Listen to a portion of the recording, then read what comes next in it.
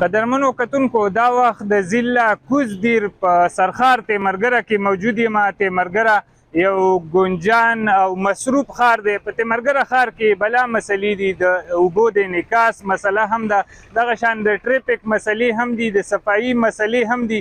چونکې د تیمرګرې ښار یوه غټه مسله دغه پل ده، کوم چې زما په بیک باندې ښکاري، تاسو وینئ دغه پل د څو کلونو راسې په دې باندې کار روان دی، کنسټرکشن روان دی.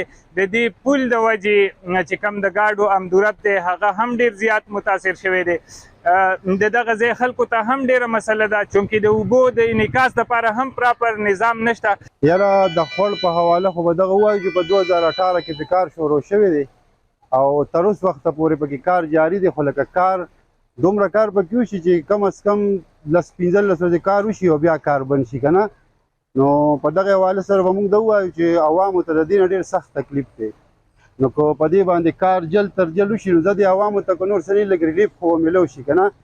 د پیاده لار دغه شانتې د ډبل روډ به دغه ګاډي چلیږي او دغه حساب سره دغه ستونزې موږ ته رامخې ته دي. تقریبا د 2018 نه پې کار شروع دی او کله یو ډیسي راځي کله بل ډیسي راځي، هغه بدلیږي را بدلیږي او دا کار وسه پورې مکمل نشو.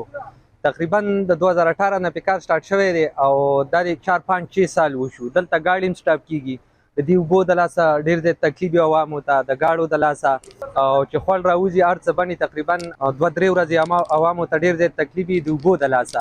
دا زموږ 3 فیزه کې یو سکیم دی، اوس تاسو ګورئ، تاسو په نظر راځي هغه کې مختلف ورکس دي. خو څو پورې چې دغه نو دلته خو به تاسو مخکې کتلي یو غټ خړ و او هغه خړ چې و نو هغه وخت باندې راوتو او دلته به نقصانونه کول. هغه زموږ انتظامیه چې دی نو هغه دا پروجیکټ منظور کو، دې کې څه انکروچمنټ و، مسایل پکې ډېر و. بهرحال هغه زموږ مشرانو هغه مسایل حل کړه او هغه انکروچمنټ یې ختم کړه.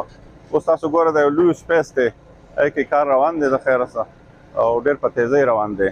نو موږ کوشش کوو چې دا انشاءالله د فنډ اویلیبلټي لږه مسله وه، ورنه دا به اوس کمپلیټ و. نو موږ کوشش کوو چې 3-4 میاشتو کې دا پروجیکټ چې دی زموږ کمپلیټ شي.